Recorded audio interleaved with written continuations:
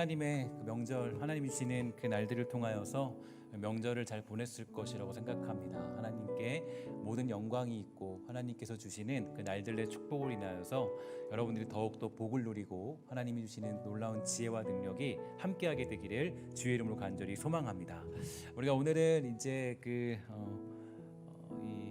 말씀 본문 묵상, 그러니까 그 본문 묵상에 따라서 누가복음 14장 말씀을 시작하며 함께 말씀을 나누려고 합니다.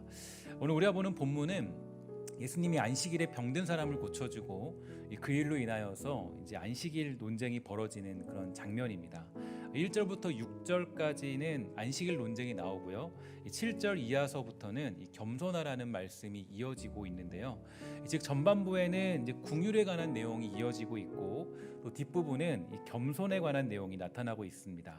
그리고 이것이 이제 우리에게 설명해 주는 건 우리가 가진 신앙의 연속성 가운데 있다는 것을 볼 수가 있게 되는데, 잘 아는 것처럼 안식일 논쟁은 복음서에서 아주 자주 등장하는 그런 내용이죠. 그런데 오늘 우리가 보는 본문 속에서 예수님께서 아주 확실한 말씀을 한 가지 전달해 주십니다. 바로 나는 안식일의 주인이다, 이렇게 말씀하셨지만 당시 종교 지도자들은 율법을 들고 와서 그것이 가지고 있는 명분을 가지고 반대하며 시비를 걸고 있다는 것에 그 특징이 있습니다. 이것은 율법을 지키기 위하여서 궁율마저 베풀지도 못하게 만든다, 이런 뜻을 가지고 있는데, 예수님께서는 궁율을 베풀으셨지만 바리새인들은 안식일을 지키기 위해서 다른 날에 하라, 이렇게 말하는 어이없는 그런 상황이 오늘 본문 가운데 나타나고 있는 것이겠죠.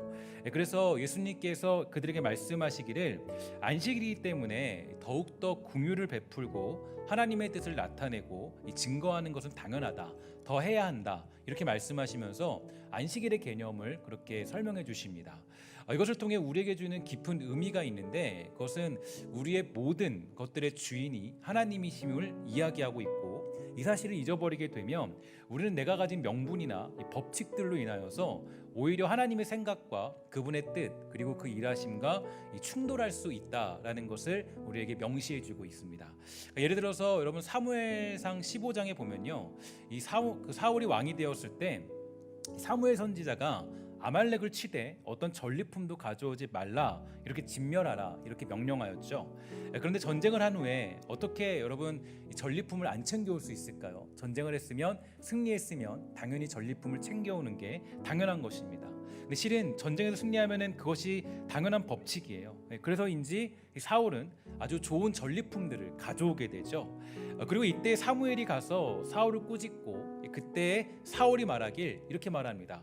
이건 전리품이 아니라 하나님께 제사하려고 소와 양을 가져왔습니다, 이런 핑계를 대고 있죠.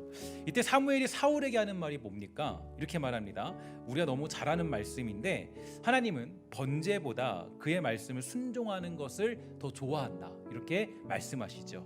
그러니까 이 사무엘의 질책이 나오게 되는데요, 바로 이것이 우리에게 전해주는 중요한 메시지입니다. 그러니까 우리가 하나님께서 주신 명령을 지켜야 하는 것은 하나님 때문이죠. 그러니까 내가 어떤 나의 옳음과 나의 명분을 세우기 위한 것은 절대로 아닙니다. 하나님 때문에 그것을 지키고 따르는 것이지, 우리의 명분과 어떤 옳음, 나의 법칙이 절대로 우선이 아니라는 거예요.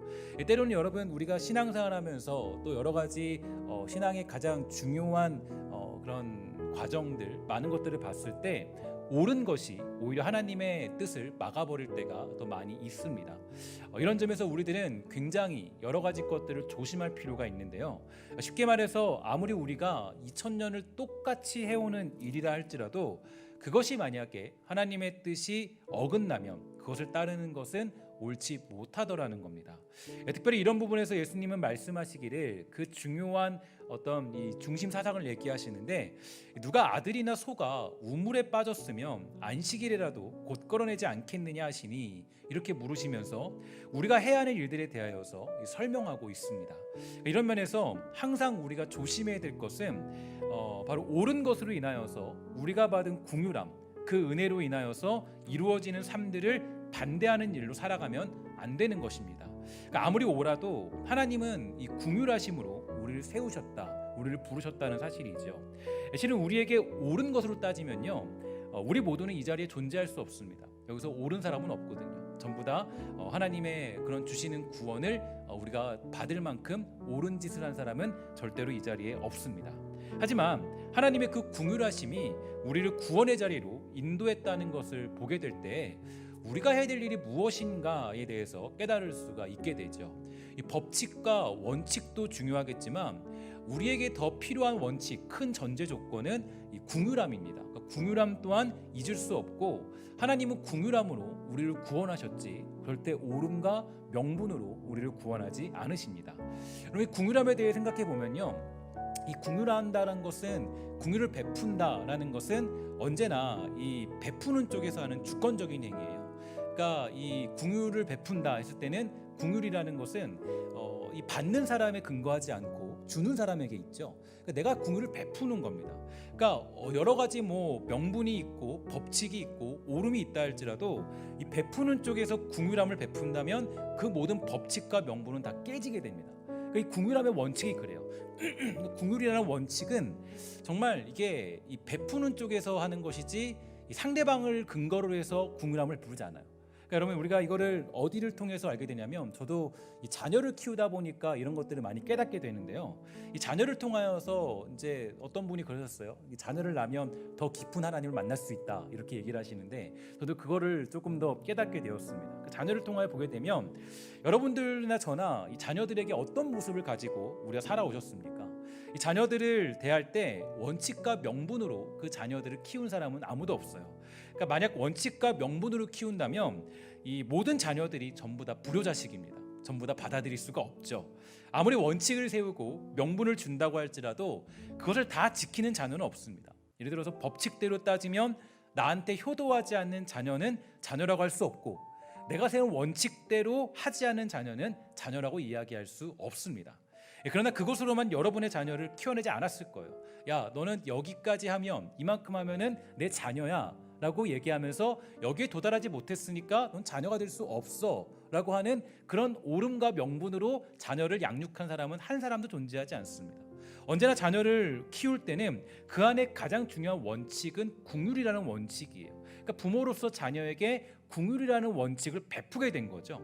그러니까 언제나 항상 예외가 존재하고 이 부모된 입장에서는 자녀를 사랑하며 키워내는 것을 의미하는 겁니다. 그러니까 여러분, 공부를 잘하면 내 자녀입니까? 못하면 내 자녀입니까? 후자예요, 전자예요? 여러분, 우리가 여기서 말할 수 없죠. 공부를 잘해도 내 자녀고 못해도 내 자녀예요. 이거는 우리의 긍휼함입니다. 그리고 얼굴이 조금 딸려도 그것도 내 자녀예요. 속을 썩이고 사고를 쳐도 내 자녀입니다. 교도소 갔다고 해서 깜빵 들어간다고 해서 자녀를 버리는 부모는 없어요. 언제나 부모는요, 자녀에게 뭘 베푸냐면 긍휼을 베풀어요. 긍휼이라는 것은 언제나 베푸는 쪽에 있습니다. 이것은 자녀의 의지와는 상관이 없죠. 자녀가 무엇을 했기 때문이 아니에요. 부모 쪽에서 긍휼을 베푸는 것입니다. 그래서 여러분, 긍휼이라는 것은 베푸는 쪽에서 하는 주권적인 행위라는 것을 기억할 때 이것이 바로 우리에게 주어지는 중요한 의미가 담겨져 있습니다. 그러니까 이것을 우리가 신앙적으로 대입을 해서 하나님과 나와의 관계를 해석을 해보면 바로 우리가 하나님의 자녀가 되어서 그 긍휼의 하나님을 알게 된 것은 정말 놀랍고 영광스러운 일이다라고 말할 수가 있겠죠. 즉, 우리는 은혜를 입은 자가 된 것입니다. 우리는 긍휼을 받은 자예요. 야, 너가 옳으니까, 너가 명분이 있으니까, 너가 법칙을 잘 지켰으니까 너는 내 자녀야, 이렇게 말한 적이 없다라는 겁니다. 하나님은 언제나 우리의 긍휼을 베푸셔서 우리가 부족하고 연약하고 우리가 정말 있을 데 없는 자를 구원하셨던 하나님, 긍휼함이 없으면 절대로 우리는 구원받을 자리에 갈 수가 없다라는 거예요. 즉, 우리는 하나님의 은혜를 입은 자가 된 것입니다. 마치 우리는 우리에 빠져 죽은 소와 같은 존재였지만 예수님은 우리에게 그 긍휼하심을 베풀어서 우리를 살리시게 된 겁니다.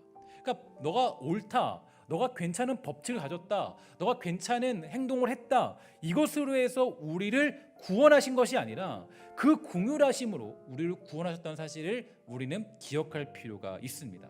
우리가 절대로 이 사실을 잊지 말아야 되는 이유가 있어요. 그러니까 우리가 이 긍휼함으로 이 자리에 와 있다는 사실을 우리는 잊지 말아야 됩니다.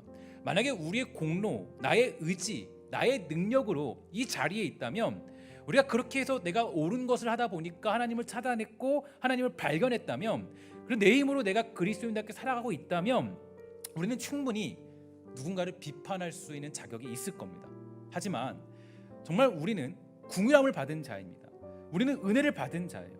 명분과 법칙으로 구원받아서 이 자리에서 믿음 생활하고 있는 것이 아니라 전적으로 하나님께서 주신 은혜로 말미암아 긍휼함을 받았고 구원이라는 자리에서 믿음 생활을 하고 있습니다.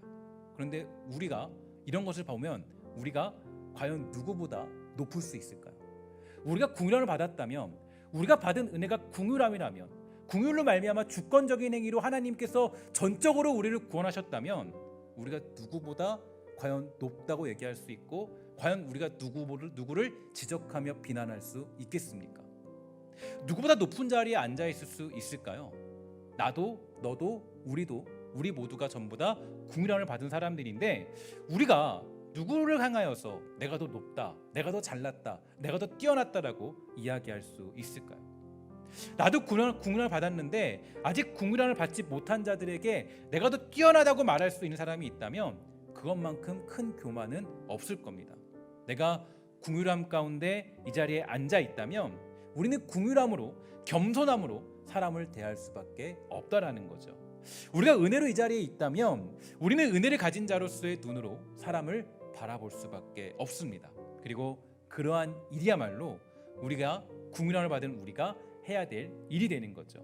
그럼 제가 이 누가복음을 해석하면서 계속적으로 여러분들에게 말씀드리지만 우리가 잊지 말아야 될 아주 중요한 줄거리가 있습니다. 어떤 거냐면 누가복음은 데오빌로라는 정확한 명분을 가진 그런 사람을 향해서 쓴 상소문과 같아요. 그러니까 우리가 보통 이 논문과 같다라고 보면 되는데, 이게 왜 우리가 중요하냐면 이 서론, 본론, 결론을 가지고 우리가 당신과 우리는 다르다, 생각이 다르다, 우리는 그런 당신 생각과는 그런 종류의 사람들이 아니다라는 것을 밝혀내고 증명해내는 게 누가복음입니다. 그러니까 이 누가복음에서 누가가 주장하는 것을 제가 좀 정리해서 말씀드리면 이렇게 해석할 수 있어요. 우리는 명분과 법칙으로 살아가는 사람들이 아니다. 우리는 긍휼함으로 살아간다. 그래서 겸손과 섬김으로 이 땅을 살아가는 하늘나라 백성이다. 그러니까 걱정하지 않아도 된다. 우리가 당신들의 권력을 빼앗기 위해서 정치적인 행동이나 어떤 일을 계획하고 있지 않다. 걱정 말아라. 우리 예수님은 그렇게 이 땅에 오신 분이 아니다. 이 내용을 계속적으로 주장하고 있는 겁니다. 그러니까 누가는 주장하고 있는 거예요. 그 당신이 가지고 있는 옳음과 명분으로 존재하는 그룹이 아니라 우리는 긍휼함을 받은 자로서 그 긍휼함을 베푸는 자로 살아간다는 것을 밝혀주고 있는 게 누가복음이 가지고 있는 중요한 메시지의 흐름입니다. 그러니까 이 누가복음을 해석할 때 이 메시지의 흐름을 놓치게 되면 우리는 누가복음을 다른 식으로 바라볼 수밖에 없겠죠. 언제나 이 데오빌로에게 썼다라는 것을 봤을 때 누가는 우리에게 주장하고 있습니다. 바로 무엇이냐? 바로 당신이 생각하는 옳음과 명분의 나라가 아니라 우리는 하나님 나라의 법칙으로 살아가는 백성들이다. 사실 여러분, 이러한 시대에 이 누가복음을 묵상할 수 있게 된 것은 우리의 삶을 점검하는데 매우 큰 은혜입니다. 언제나 늘 우리는 염두에 두어야 돼요. 교회는 세상 권력자들을 모아서 정치나 하고 새로운 세상을 만들자고 모인 곳이 절대로 아니에요. 유토피아를 건설하고 괜찮은 세상 한번 만들어보자, 좀 좋은 세상 만들어보자, 그런 것이 아니에요. 그것은 우리가 할 일이 아니라 하나님이 하실 일입니다. 우리가 할 일은 예수님의 명령처럼, 여러분 기억하시죠? 너희도 나처럼 사람들에게 종이 되어라. 이게 우리가 할 유일한 일이에요. 우리가 해야 될 일은 어떻게 하면 내가 사람들 중에서 종이 되어 살아갈 것인가, 어떻게 하면 내가 그들을 섬길 것인가, 이게 우리가 할 일이지, 어떻게 하면 이 나라를 바꾸고 어떻게 하면 이 세상을 바꾸고 어떻게 하면 변혁을 시키고 할 게 우리의 가장 큰 목표는 아니라는 겁니다. 때때로 많은 성도들과 교회가 자기 본분과 주어진 명령을 잊어버리고 살아가는 것 같아서 아쉬울 때가 많이 있습니다. 이 7절 말씀을 쉬운 성경으로 보면요, 다음과 같이 이야기하고 있죠. 예수님께서 초대받은 손님들이 서로가 윗자리를 차지하려는 것을 보시고 비유를 들어 말씀하셨습니다. 이렇게 얘기하는데, 여러분 이 모습을 보면서 떠오르는 장면이 있죠. 어떤 모습입니까? 바로 세상의 모습이에요. 이 땅의 법칙은요 그렇습니다. 서로가 윗자리를 차지하려고 그래요. 어떤 그룹에 모여 있으면, 어떤 곳에 소속돼 있으면 어떻게 하면 내가 윗자리에 있을 수 있을까? 어렸을 때부터 우리는 그렇게 훈련받고 교육받고 살아갑니다. 학교에서 치열하게 1등하는 자리를 향해 달려가요. 그게 세상의 법칙이고 훈련이고 교육이죠. 남을 죽이지 않고는 승리할 수 없는 그러한 세상 가운데 우리는 살고 있습니다. 그런데 너무나도 아이러니한 것은 우리의 많은 기도가 1등하게 해달라는 그런 데 있다는 겁니다. 지난주에도 제가 말씀드렸지만 구하라, 찾으라, 문 두드리라, 이 명령은 어떤 의미를 담고 있었습니까? 단순히 우리가 무엇이든지 구하면 다 얻는다라는 의미가 아니라 바로 이 모든 것들은 하나님의 나라를 구하는 것. 그러면 그 하나님의 나라를 구하는 사람마다 찾을 것이고 또 얻을 것이다라는 그 말씀의 내용이 바로 구하라, 찾으라, 문 두드리라는 그런 내용으로 우리에게 선포되어졌습니다. 예수님은 우리에게 기도를 가르쳐 주실 때 이렇게 말씀하셨죠. 하나님의 나라가 임하옵시며 주의 나라가 이 땅에 임하기를 소망하는 기도를 드렸어요. 우리의 구함과 찾음과 두드림은 바로 이 문장 하나에 모든 초점을 맞추는 것입니다. 물론 때때로 우리가 아픔과 문제와 여러 가지 어려운 일 속에서 살아가는 연약한 현실들을 위하여 기도한다고 하나님이 듣지 않는 분은 아니시겠죠. 반드시 분명히 우리의 어떤 비명소리를 들으시고 우리가 가지고 있는 여러 가지 그런 괴로움들을 들으시는 분이십니다. 하나님은 명분과 오름의 하나님이 아니기 때문이에요. 야, 너가 잘못 기도했으니까 나는 너의 기도를 듣지 않을 거야. 이렇게 하지 않으세요. 하나님은 어떤 분이세요? 긍휼의 하나님이세요. 우리가 때로는 연약한 기도를 드린다 할지라도 하나님은 그 기도를 외면치 않는 이유가 우리에게 긍휼함을 베푸시는 분이기 때문이에요. 우리는 하나님이 긍휼함으로 우리의 기도를 듣고 계신다는 것을 기억해야 됩니다. 자녀의 울부짖음을 그래서 들으시는 거예요. 힘들어하는 자녀의 울음소리를 들으면서 그냥 지나가는 부모가 없듯이 말입니다. 하나님도 마찬가지겠죠. 그렇게 긍휼함으로 우리의 문제들에도 귀를 기울이시지만 결국 구하고 찾고 두드리는 자리의 결론은 하나님의 나라입니다. 결국 그것이에요. 우리가 그냥 단순히 내가 좀 다른 기도로 해도 들으셨네, 이걸로 만족한다면 거기서 멈출 수 없죠.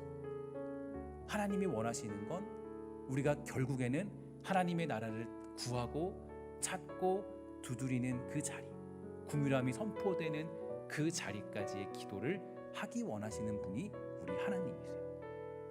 그러면 여러분, 하나님의 나라, 그 나라는 과연 어떤 나라가 될까요? 우리 오늘 본문으로 해석을 해보면 본문 10절 11절을 우리 함께 다 같이 읽도록 하겠습니다. 10절부터 11절 말씀입니다. 시작. 청함을 받았을 때에 차라리 가서 끝자리에 앉으라. 그러면 너를 청한 자가 와서 너더러 벗이어 올라 앉으라 하리니 그때야 함께 앉은 모든 사람 앞에서 영광이 있으리라. 무릇 자기를 높이는 자는 낮아지고 자기를 낮추는 자는 높아지리라. 아멘. 그럼 이 말씀은요, 여러분들이 일단 일반적으로 들어도 이 성경이 말하는 황금률 중에 하나이고 이 땅에서도 널리 사용되는 성경 구절이기도 합니다. 사실 그러나 이 본문이 적용되는 때는 하나님의 심판을 근거로 두고 있는데요. 여기서 보면 낮아지고와 높아지리라 해당하는 그 원어를 보면요, 이 둘 다 이 수동태로 사용되어서 인간의 스스로 높임과 낮아짐에 따라 하나님께로부터 받게 되는 심판의 결과가 달라짐을 표현하는 그런 내용으로 작성되어져 있습니다. 그리고 또한 이 동사들은요, 이 미래형으로 사용되어서 현재의 행동이 미래의 심판으로 나타나게 될 것이다라는 사실을 보여주고 있다라는 거죠. 결국 여기서 말하는 비유는 이 자신을 겸손히 낮추는 자가 되라는 교훈과 함께 이 자비의 교훈으로 이어지고 있는 문맥에 따르면 현재적이고 세상적인 영광이 아니라 이 하나님의 심판 후에 종말론적으로 나타나게 될 하나님 나라의 영광을 추구하는 자가 되어야 하는 것을 강조하는 것입니다. 그러니까 이 낮아지고 높아지고 이 내용을 봤을 때 이 모든 것들은 결국에는 하나님 나라의 영광을 추구하는 자로서 살아갈 때 높아지는 그런 놀라운 축복들이 나타나는 게 오늘 본문의 내용이 됩니다. 그러니까 이 땅은 명분과 오름의 법칙으로 세워지는 나라이지만 우리는 하나님 나라의 법칙을 바라보며 살아가는 백성들이죠. 그것이 우리가 회복해야 될 믿음이고 기독교적인 세계관입니다. 여러분 이것을 구약에도 똑같이 얘기해 주고 있어요. 이 신명기 4장 5절부터 6절에 보면 이런 말씀이 있습니다. 내가 나의 하나님 여호와께서 명령하신 대로 규례와 법도를 너에게 가르쳤나니 이는 너희가 들어가서 기업으로 차지할 땅에서 그대로 행하게 하려 함인즉 너희는 지켜 행하라. 이것이 여러 민족 앞에서 너희의 지혜요 너희의 지식이라. 이 모든 규례를 듣고 이르기를 이 큰 나라 사람은 과연 지혜와 지식이 있는 백성이로다 하리라. 아멘. 하나님이 이스라엘 백성을 출애굽시켜서 가나안 땅으로 들여보내신 이유가 그럼 무엇이라고 생각하십니까? 그 이유는 우리가 이전에 보았던 것처럼 바로 하나님의 나라입니다. 하나님은 그 가나안 땅에 그들을 진격시키고 그 땅을 차지하게 하신 이유가 바로 이 하나님 나라를 그 가나안 땅에서 이루도록 하시고자 하기 위해서 그들을 부르시고 그들을 끌어내셔서 그 땅으로 보내신 거예요. 하나님의 나라를 실현토록 하시기 위함입니다. 그래서 그 법칙이 뭐예요? 바로 율법과 규례예요. 율법과 규례를 지키면, 너희들이 내 것을 지키면, 이것은 명분이나 오름이 아니라 예수님이 정리해 주신 말씀에 근거합니다. 이걸 조금 신약까지 끌고 와서 해석을 하면 한 율법사가 물었죠. 뭐라 그래요? 가장 큰 계명은 뭡니까? 물었을 때 예수님은 두 가지로 답해 주셨어요. 기억나시죠? 어떤 겁니까? 주 너희 하나님을 사랑하라. 그리고 또 뭐예요? 내 이웃을 내 몸과 같이 사랑하라. 이것이 가장 큰 율법이라는 거예요. 자, 그러면 이 말씀을 아까 보았던 신명기 말씀과 똑같이 대입하여 보면 이 백성들을 가나안 땅에 들여보내서 이 사람들이 이 지혜 있는 큰 나라 백성들은 누구냐라고 했을 때 지켜야 될 규례와 율법은 뭐냐라는 거예요. 뭐죠? 바로 하나님을 사랑하고 내 이웃을 내 몸과 같이 사랑하는 법칙을 지킬 때 뭘 느끼는 거예요? 이 사람들이야말로 정말 지혜 있는 사람들이구나. 이 사람들은 정말로 큰 나라 백성들이구나 라는 것을 깨닫게 된다는 거예요. 이게 너무나도 중요한 메시지입니다. 그러니까 우리가 정말 이 땅을 살아갈 때 내가 그리스도인으로 하나님의 백성으로 쓰임받는 너무 중요한 법칙은 주님이 이 신명기에서 이미 말씀해 주셨어요. 너희가 이 가나안 땅에 들어갈 때 그 규례와 법도를 지키게 되면 이 사람들이 놀래야 자빠질 것이다. 소위 말해서 이런 백성들이 있구나. 그리고 이 사람들이 큰 나라 백성들이구나. 그것을 예수님이 뭐라고 정리해 줬어요? 바로 너희들이 두 가지 율법을 지키는 거야. 그것은 주 너희 하나님을 목숨 다해 사랑하는 것이고 또 한 가지는 너의 이웃을 내 몸과 같이 사랑하는 것. 이게 바로 우리에게 주시는 하나님 나라의 법칙이자 살아가는 삶의 내용이 되는 겁니다. 그럼 이것을 우리가 조금 더 이제 여러분들의 기억력을 좀 더듬게 하기 위해서 조금 더 자세히 설명을 해볼까요? 여러분 지난 2주간 특별 새벽 기도회 때 제가 말씀 전했던 여호수아 말씀을 한번 기억해 봅시다. 하나님은 여호수아와 그의 백성들을 가나안 땅으로 진격하도록 그렇게 명령하셨어요. 그런데 그 소식을 가나안 백성들이 알고 있었습니까? 몰랐습니까? 알고 있었죠. 그들이 지금 가나안 땅으로 오고 있다는 것을 알고 있었어요. 여러분 기억이 잘 안 날 것 같아서 제가 말씀을 다시 한번 살펴보도록 할게요. 여호수아 2장 8절부터 11절이에요. 또 그들이 눕기 전에 라합이 지붕에 올라가서 그들에게 이르러 말하되 여호와께서 이 땅을 너희에게 주신 줄을 내가 아노라. 우리가 너희를 심히 두려워하고 이 땅 주민들이 다 너희 앞에서 간담이 녹나니 이는 너희가 애굽에서 나올 때 여호와께서 너희 앞에서 홍해물을 마르게 하신 일과 너희가 요단 저쪽에 있는 아모리 사람의 두 왕 시온과 옥에 행한 일 곧 그들을 점멸시킨 일을 우리가 들었습니다. 우리가 듣자 곧 마음이 녹았고 너희로 말미암아 사람이 정신을 잃었나니 너희 하나님 여호와는 위로는 하늘에서도 아래로는 땅에서도 하나님이시니라. 아멘. 라합의 고백이죠. 이 가나안 백성들은 이스라엘 백성들의 이야기를 잘 알고 있었어요. 그들과 함께 하시는 하나님에 대한 소식을 전부 다 들었습니다. 모두가 듣고 간담이 녹았다라는 거예요. 근데 그렇게 소문이 그들에게 퍼진 이유는 무엇일까요? 바로 이것은 하나님의 긍휼입니다. 하나님의 긍휼을 베푸신 거예요. 그러니까 그들에게 희망의 소식이, 긍휼의 소식이 가나안 땅 전역에 전부 다 퍼지게 된 거예요. 그래서 기생 라합은 그 긍휼하심에 응답하기로 결심합니다. 그리고 어떻게 됩니까? 여리고성이 무너졌을 때 아무런 조건도 없이 라합과 모든 가족들은 전부 다 구원을 받게 되는 놀라운 자리에 가게 되죠. 그러니까 여러분 우리가 생각을 하는 것은 어떤 것이냐?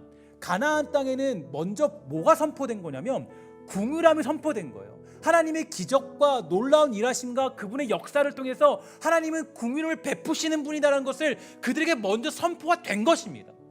그리고 그 궁율에 응답을 하는 사람들은 무조건 어떤 이유를 막론하고, 여러분 너무 독특한 것은 그 응답한 사람이 기생라합이었어요. 좀 고민을 해봤어요. 왜 기생라합일까? 왜 거기서 기생라합이 거기에 등장하는 걸까? 이유가 뭐냐면 그 당시에 가장 천한 사람 중에 한 사람이라고 꼽히는 사람이었기 때문이에요. 어떤 명분도 가지고 있지 않고 어떤 오름도 없습니다. 그를 통하여서 그녀를 통해서 어떤 선한 것이 나타나거나 선한 영향력이 있는 사람이 아니었어요. 거기서 뭔가 거룩함을 지키는 사람이었다 이렇게 표현하지 않아요. 기생라합이었다. 이것은 하나님의 궁휼하심은 우리의 조건에 근거하지 않는다라는 겁니다. 구원이라는 것은 여러분들과 저의 어떤 오름, 명분, 내가 어떤 뛰어남, 법칙을 잘 지키는 것, 이것으로 구원이 임하지 않는다라는 거예요. 그래서 이 궁휼함에는 다른 조건이 없어요. 우리가 응답하면 구원을 얻게 되는 겁니다.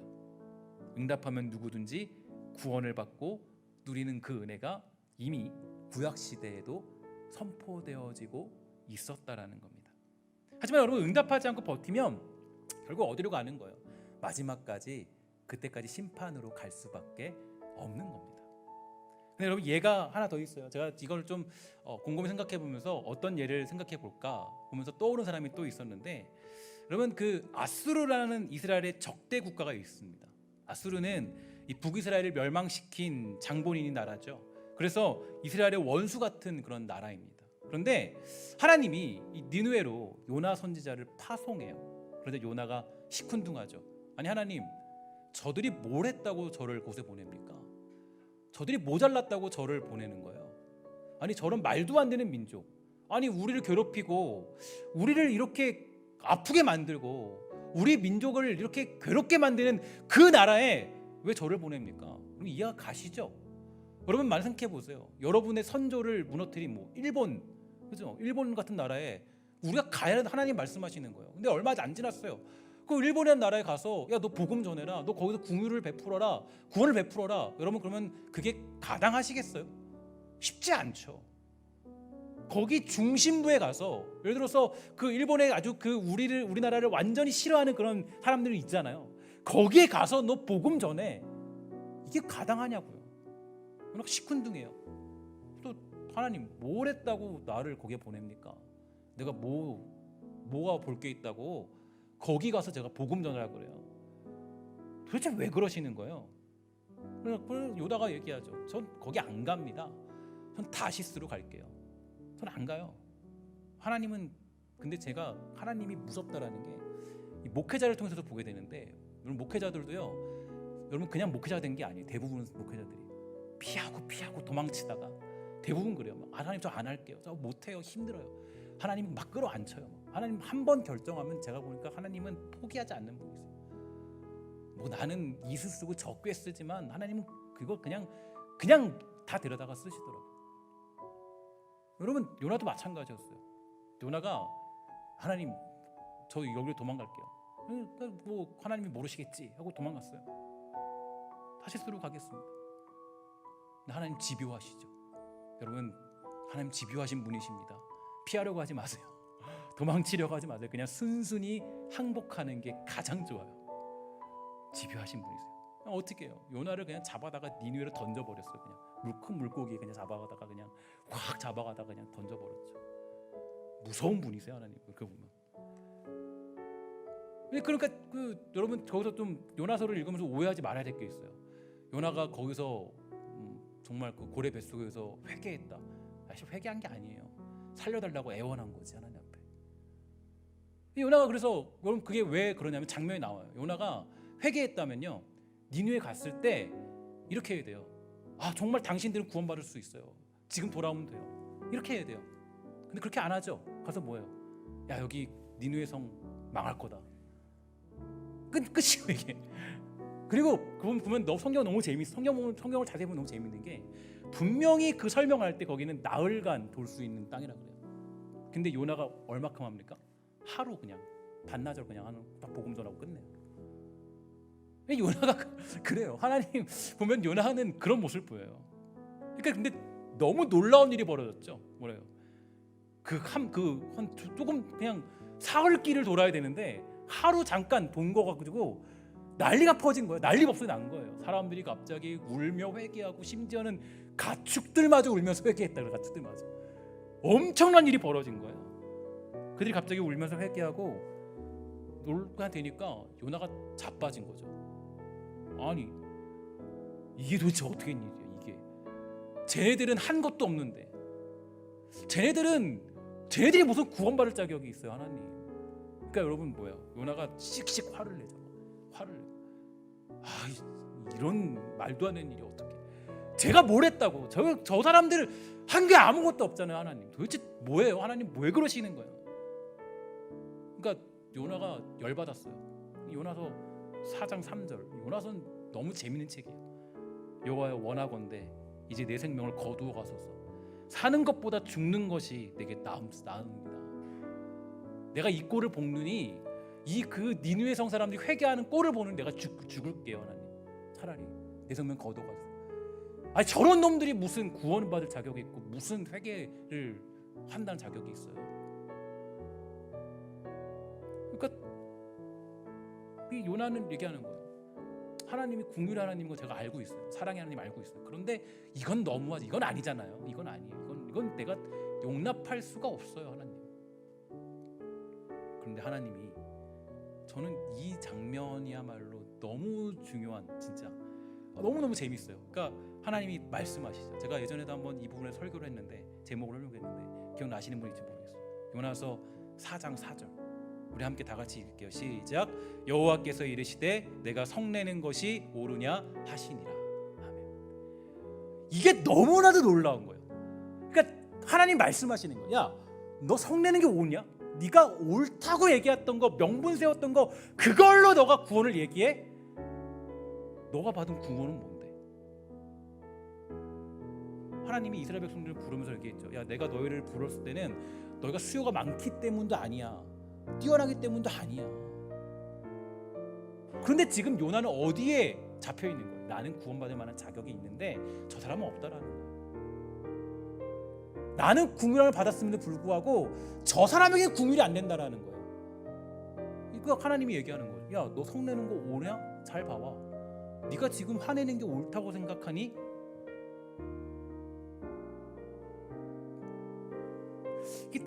우리가 자꾸 옳음과 명분으로 가는 것은 사실 하나님의 긍휼함과 그분의 무한한 사랑에 도달하지 못하고 이해하지 못하기 때문에 그래서 말합니다.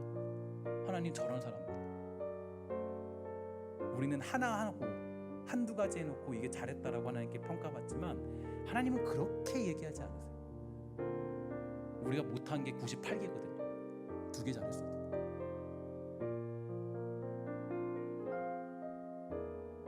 그러니까 우리가 하나님의 긍휼함과 그분의 무한한 사랑에 도달하지 못하고 이해하지 못해서 이런 말하죠. 하나님 저런 사람도 라고 말하면서 자기 의로움을 드러냅니다. 하나님 저는 그래도 이것도 하고요 저것도 했는데 저 사람은 안 그러잖아요. 그런데 왜 하나님은 저 사람과 저를 똑같이 대하는 겁니까? 차이가 있어야 되는 거 아니에요? 그죠? 그럼 내가 한 일, 내가 잘한 일, 내가 조금 더 한 거 가지고 비난하고 정죄하고 그 사람과 같은 자리에 앉는 것도 거절합니다. 그죠? 이게 구원받는 사람들의 모습들이에요. 하지만 우리는 한 가지 사실을 잃지 말아야 됩니다. 하나님은 잘 기억하세요. 하나님은 우리를 한 번도 명분과 옳음으로 대한 적이 없습니다. 야, 너가 옳았으니까, 네가 좋은 명분을 가졌으니까 나는 구원을 베푼다. 아니에요. 나는 부족하지만, 우린 연약하지만, 우리는 실패하지만, 우리는 실수하지만 하나님은 언제나 은혜를 베푸셔서 긍휼함으로 우리를 이 자리에 앉히시고 우리를 주의 백성 삼으신 줄 믿습니다. 언제나 긍휼과 사랑이에요. 그래서 하나님과 가까워지고 하나님과 깊이 교제인 사람들의 특징이 있죠. 뭔지 아십니까? 넉넉함이 있어요. 포용이 있어요. 그러니까 오름과 명분에 사로잡힌 사람들은 넉넉함을 가질 수가 없어요. 그러나 정말 하나님의 긍휼함을 깨달은 사람들, 정말 하나님이 나를 어떻게 구원했는지를 아는 사람들은 넉넉함이 있어요. 왜냐? 하나님이 나를 긍휼함으로 대했는데 내가 누구를 비난할 수 있고 비판할 수 있고 정죄할 수 있겠습니까? 그래서 그렇게 세상을 살아가는 사람들이 곧 우리다라고 얘기하는 게 누가복음이 주장하는 가장 중요한 메시지 중에 하나인 겁니다. 예수님 당시에 많은 종교 지도자들은 자기가 율법을 지켰기 때문에 그 자리에 올라와 있고 남들보다 조금 더 뛰어난 신앙생활을 하고 있다라고 생각했던 것 같습니다. 내가 받은 긍휼이 뭔지를 잊어버렸죠. 자기의 조상들이 저기 홍해에서 구원받은 것, 메추라기와 만나로 살아온 것, 구름기둥과 불기둥으로 인도받은 것, 가나안 땅을 하나님의 은혜로 받은 것을 완전히 망각해버린 거예요. 가나안 땅 여러분 하나님의 은혜라는 거 아시죠? 여러분 처음에 여리고성 점령할 때 그때 그들이 노력한 게 뭐가 있습니까? 그들이 뭐 어떤 전략을 짰습니까? 하나님의 은혜를 주셨어요. 근데 그 은혜를 완전히 망각해버린 세대가 예수님이 살고 있던 그 시대였습니다. 그 은혜를 잊어버리자 어떤 일이 생겨나게 됩니까? 비난이 생기고 명분이 생기고 법칙으로 사람들을 정죄하는 자리에 가게 된 것입니다. 나의 높음이 생기면 언제나 높은 자리에 앉아야 한다고 착각을 하면서 살게 된 것입니다. 사랑하는 여러분, 저는 이 누가복음의 말씀을 이번 2월달에 1월달에 묵상하게 된 것이 참 은혜라고 생각합니다. 우리는 명분과 오름으로 구원받는 사람들이 아니에요. 은혜로 구원받는 사람들입니다. 여러분 이 사실을 잊지 말기를 주의 이름으로 간절히 축원합니다. 우리의 구원은 하나님의 은혜예요. 그리고 우리가 살아가는 방법 또한 은혜이고 긍휼입니다. 은혜와 긍휼을 가지고 살아가지 않는다면 우리는 하나님의 구원의 법칙을 무시해버리는 것과 똑같은 모습을 가지고 있는 모습입니다. 오늘 이 시간을 통하여서 그분의 긍휼하심과 그분의 베푸신 은혜를 기억하게 되기를 주의 이름으로 간절히 부탁을 드리겠습니다. 이 최근에 마지막으로 말씀드리기 원하는 건 최근에 제가 이 정혜신 심리학자의 당신이 옳다라는 책을 다시 한번 살펴보게 되었습니다. 제가 좀 자랑하면 전 설날 때 열심히 책을 읽었습니다.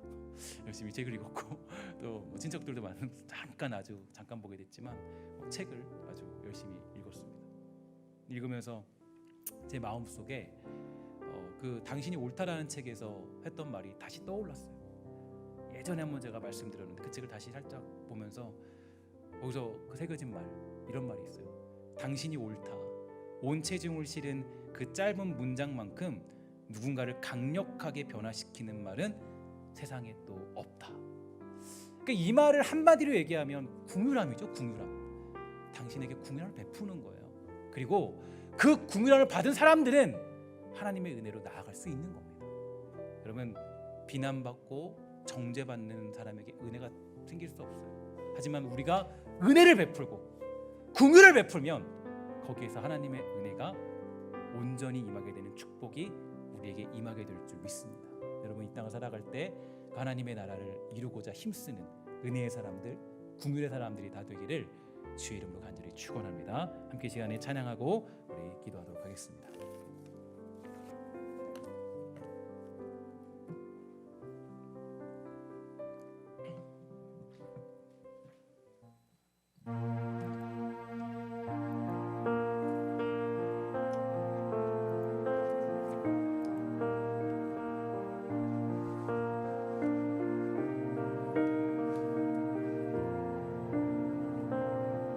살아서 역사하시는 하나님의 하신 말씀들, 살아서 역사하시는 하나님의 하신 말씀들 누구도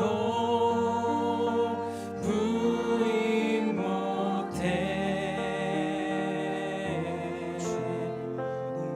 우리의 완악한 마음 정결케 하시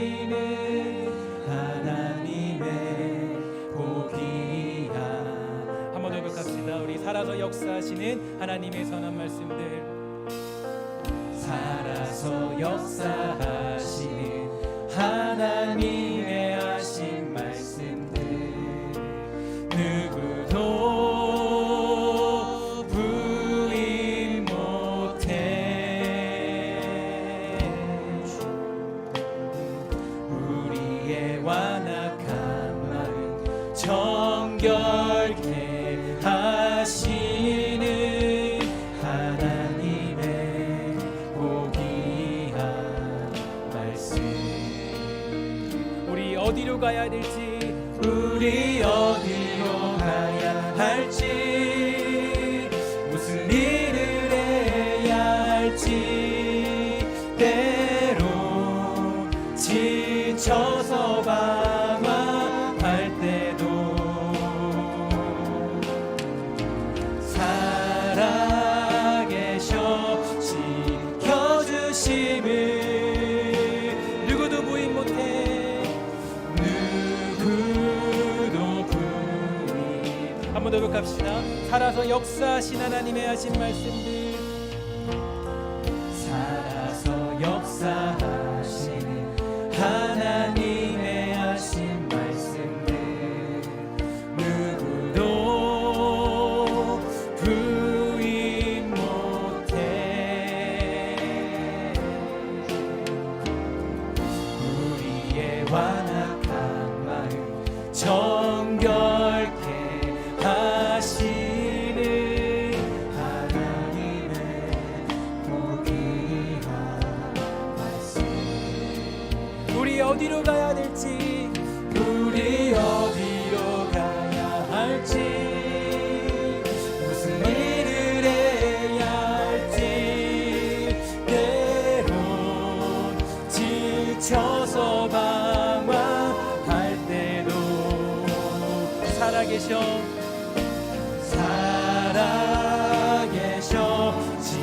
지켜주심을 누구도 부인 못해. 누구도 부인 못해. 언제나 나의 곁에서 가르치시고 계신 사실, 언제나 나의 곁에서 가르치시고 계신 사실, 누구도 부인 못해. 천하고 낮은 땅, 천하고 낮은 땅 위에 몸소 내려오신 하나님의 독생자 예수. 하나님께 우리 부르며 고백하며 찬양합시다. 우리 어디로 가야 될지, 우리 어디로 가야 할지, 무슨 일을 해야 할지, 때론 지쳐서 방황할 때도 내 곁에 계셔, 내 곁에 계셔 돌보심을 누구도 부인 못해. 누구도 부인. 우리 어디로 가야 할지, 무슨 일을 해야 할지 고백하며 찬양합니다. 우리 어디로 가야 할지, 무슨 일을 해야 할지, 때로 지쳐서 방황할 때도 살아계셔 지켜주심을, 살아계셔 지켜주심을 누구도 부인 못해.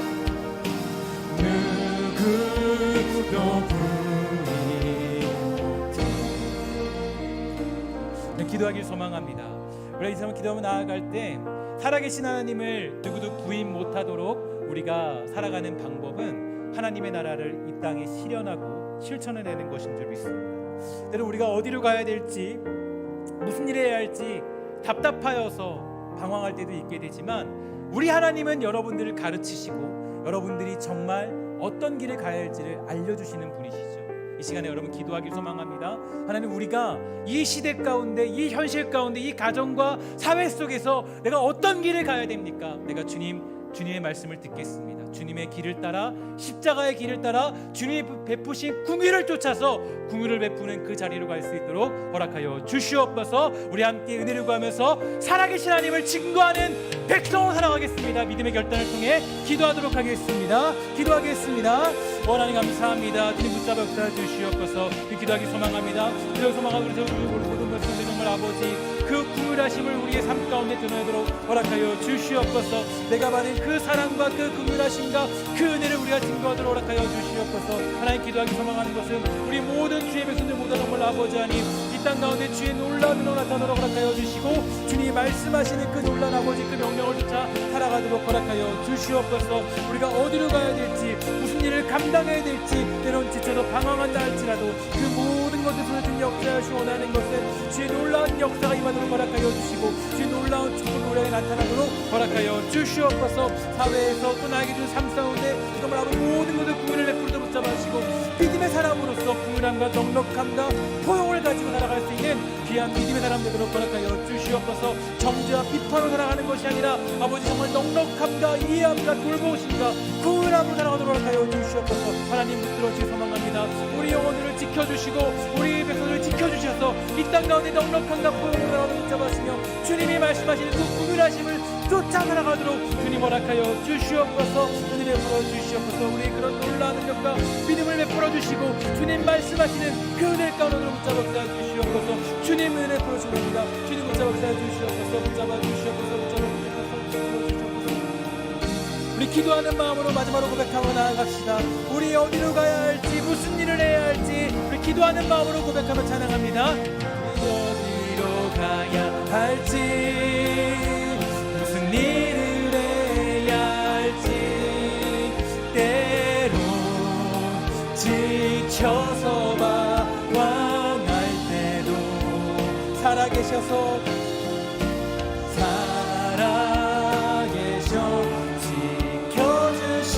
지켜주심을 누구도 부인 못해 누구도 부인 못해.